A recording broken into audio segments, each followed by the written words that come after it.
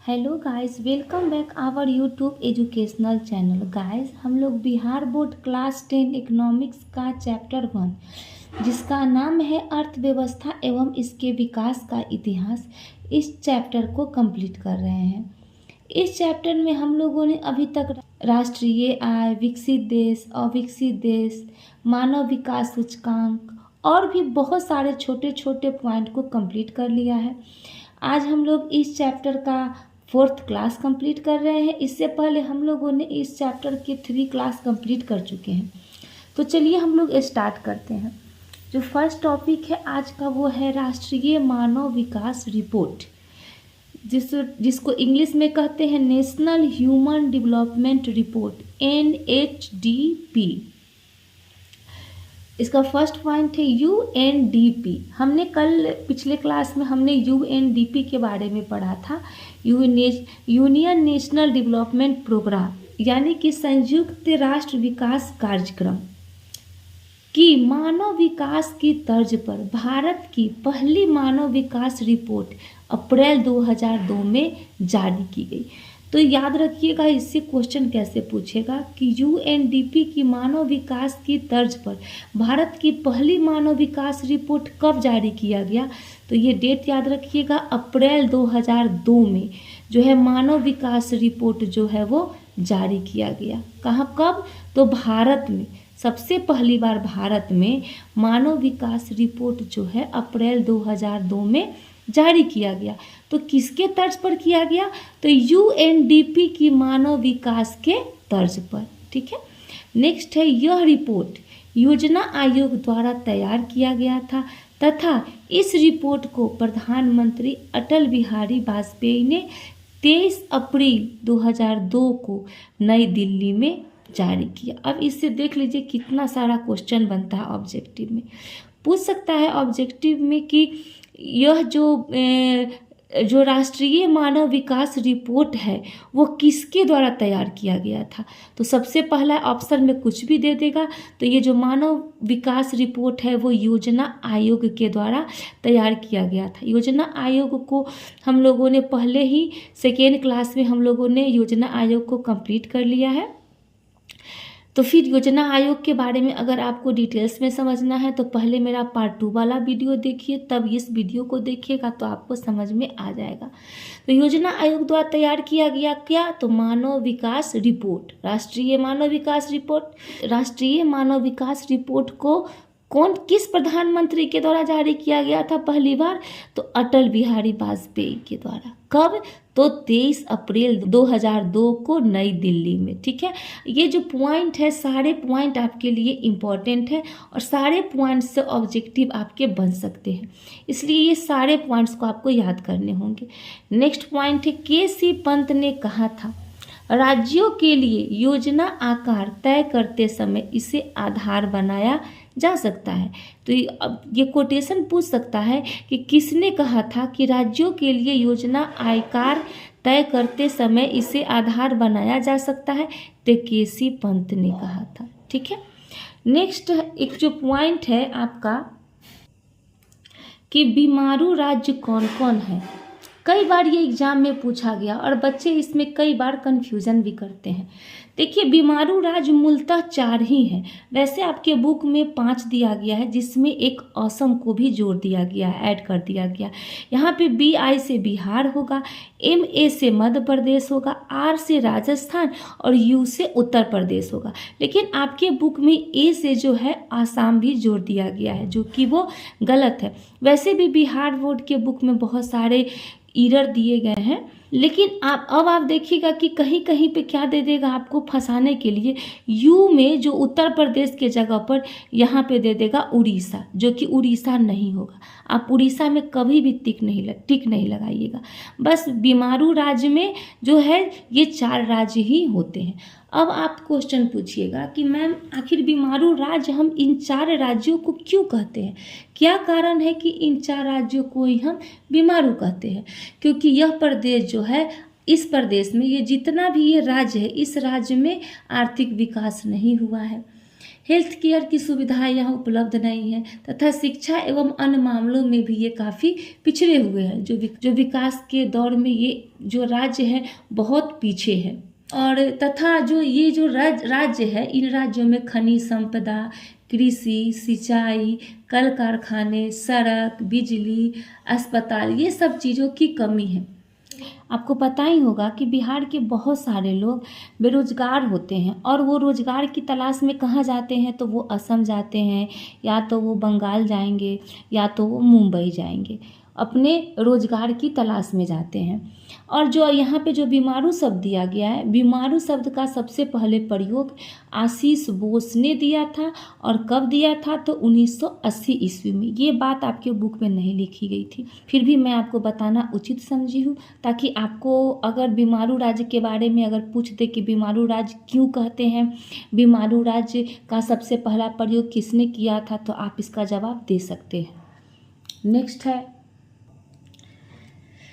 राष्ट्रीय मानव विकास रिपोर्ट के अनुसार हिमाचल प्रदेश, तमिलनाडु, महाराष्ट्र, जम्मू कश्मीर आदि में मानव निर्धनता सूचकांक में कमी आई है। मानव निर्धनता सूचकांक को हम क्या कहेंगे, तो HPI, इसका जो फुल फॉर्म होगा ह्यूमन पॉवर्टी इंडेक्स में कमी आई है। वहीं बिहार, उत्तर प्रदेश तथा राजस्थान में मामूली सी कमी आई है। यानी कि राष्ट्रीय मानव विकास रिपोर्ट के अनुसार मानव निर्धनता सूचकांक में कमी सबसे ज़्यादा किन राज्यों में आई है, तो याद रखिएगा हिमाचल प्रदेश, तमिलनाडु, महाराष्ट्र और जम्मू कश्मीर। और जो है मामूली सा कमी किस राज्य में आई है, तो बिहार में, उत्तर प्रदेश और राजस्थान में। ठीक है।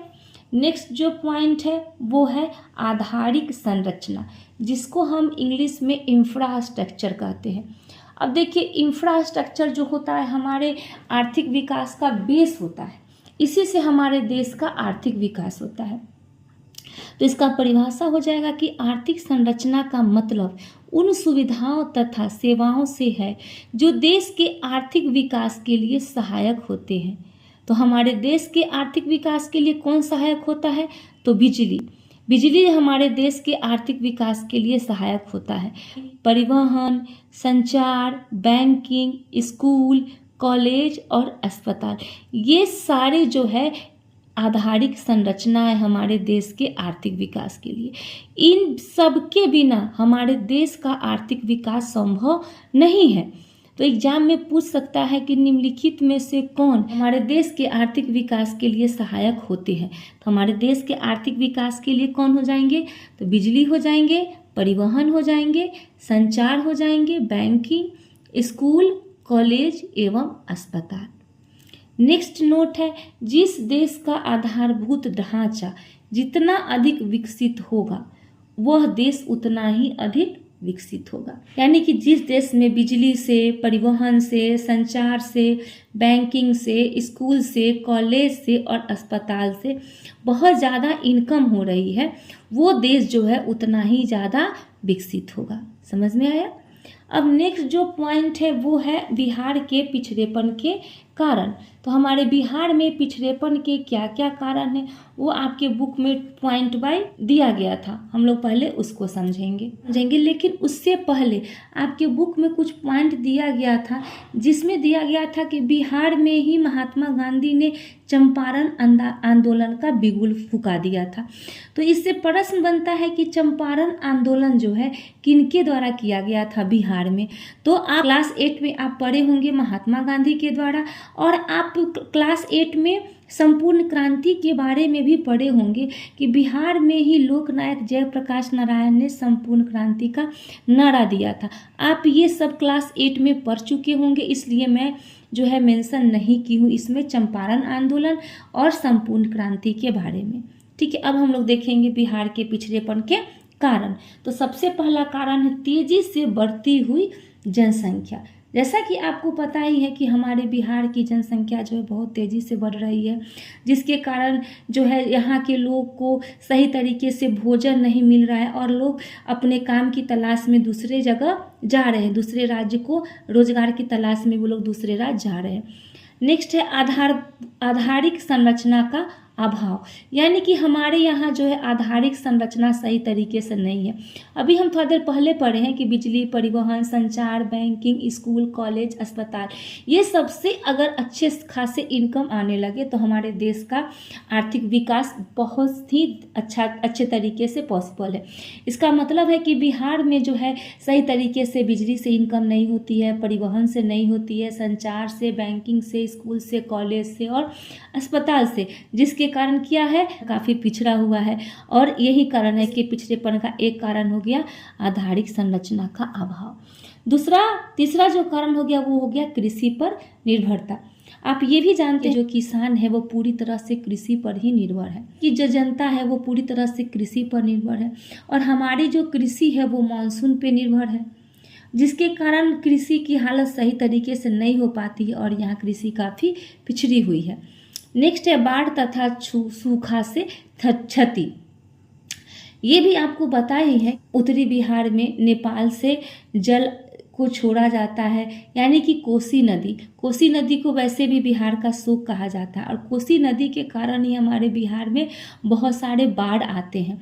तो जब भी हमारे देश में बाढ़ आते हैं तो उससे बहुत सारे जान माल की क्षति होती है, और जिसके कारण जो है बाढ़ आता, कभी सूखा पड़ गया, ये सबसे हमारा भारत का जो बिहार जो है पिछड़ा हुआ है। ठीक है।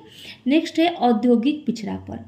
बिहार जो है औद्योगिक दृष्टि से काफ़ी पिछड़ा हुआ था। जब हमारा झारखंड और बिहार एक साथ था तो उस समय औद्योगिक जो कुछ उद्योग धंधा था वो बिहार में था, लेकिन जैसे ही झारखंड अलग हो गया, जो भी उद्योग धंधा था वो सारे झारखंड में चले गए। ये भी एक बिहार के पिछड़ेपन के कारण है। छठा जो है वो गरीबी है। अब देखिए कि आपको पता ही होगा कि बिहार जो है बहुत सारा गरीबी के मामले में भी बिहार बहुत ज़्यादा पिछड़ा हुआ है, क्योंकि बिहार की प्रति व्यक्ति आय बहुत ही कम है, इसलिए बिहार जो है निर्धनता के तले दबा हुआ है। नेक्स्ट है खराब विधि व्यवस्था, यानी कि हमारे देश की जो कानून व्यवस्था है वो बहुत ज़्यादा खराब है। सही तरीके से कानून व्यवस्था नहीं होने के कारण बिहार काफ़ी पिछड़ा हुआ है। नेक्स्ट है 8 नंबर में कुशल प्रशासन का अभाव। तो हमारे कुशल प्रशासन का भी बहुत ज़्यादा अभाव है। यहाँ पे आए दिन भ्रष्टाचार बढ़ते हुए जा रहे हैं, ये भी है बिहार के पिछड़ेपन के कारण। अब बिहार के पिछड़ेपन में आपके बुक में कुछ डाटा दिया गया है, जिससे आपको प्रत्यक्ष पता चल जाएगा कि बिहार कितना पिछड़ा हुआ है। ये आप डाटा देख रहे हैं, ये जो है जनसंख्या 2001 जो है बिहार में 8.29 करोड़ था, और वही भारत की जो जनसंख्या है 102.9 करोड़ था। फिर जो है बिहार में जनसंख्या वृद्धि दर जो है 2.5% है। फिर साक्षरता दर जो है कुल 47.53% है। साक्षरता पुरुष जो है वो 60.3% है। साक्षरता स्त्री जो है 33.5 है। वार्षिक विकास दर जो है 2.7% है। कृषि विकास दर जो है 1.5% है। और कृषि पर जनसंख्या की निर्भरता है 73%, और गरीबी रेखा के नीचे जनसंख्या 42.6%। प्रति व्यक्ति आय जो है 3,948 रुपीज़ है यहाँ की प्रति व्यक्ति आय। इस हिसाब से आप दे सकते हैं कि बिहार की जो स्थिति कैसी है, और यहाँ पे भारत की स्थिति भी आपके बुक में दिया गया है। इस तरह से बिहार जो है वो काफ़ी पिछड़ा हुआ है।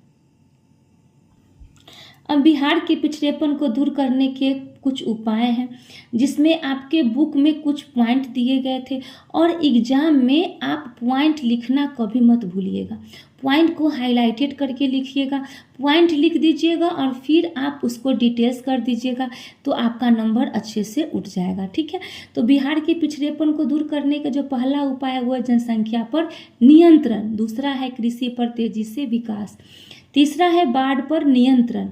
चौथा है आधारिक संरचना का विकास। पांचवा है उद्योग का विकास। छठा है गरीबी को दूर करना। सातवां है शांति व्यवस्था की स्थापना। आठवां है स्वच्छ तथा ईमानदार प्रशासन। और 9 नंबर में हो गया केंद्र से अधिक मात्रा में संसाधन का हस्तांतरण। तो ये सभी जो है बिहार के पिछड़ेपन को दूर करने के उपाय हैं। ये सब पॉइंट आप याद कर ये सब पॉइंट जो है आपको याद करना ही पड़ेगा, या फिर आप समझ के भी इसको लिख सकते हैं। नेक्स्ट जो है नोट है वो है पूर्व राष्ट्रपति डॉक्टर एपीजे अब्दुल कलाम ने कहा था कि बिहार के विकास के बिना भारत का विकास संभव नहीं है। ये कोटेशन पूछ सकता है कि ये किसने कहा था कि बिहार के विकास के बिना भारत का विकास संभव नहीं है, तो ये कहे थे पूर्व राष्ट्रपति डॉक्टर एपीजे अब्दुल कलाम। ठीक है, क्यों? क्योंकि जब तक बिहार का विकास नहीं होगा तब तक भारत का विकास हो ही नहीं सकता है। तो तब तक के लिए इतना ही, बने रहिए हमारे साथ, मिलते हैं नेक्स्ट वीडियो में नेक्स्ट टॉपिक के साथ। धन्यवाद।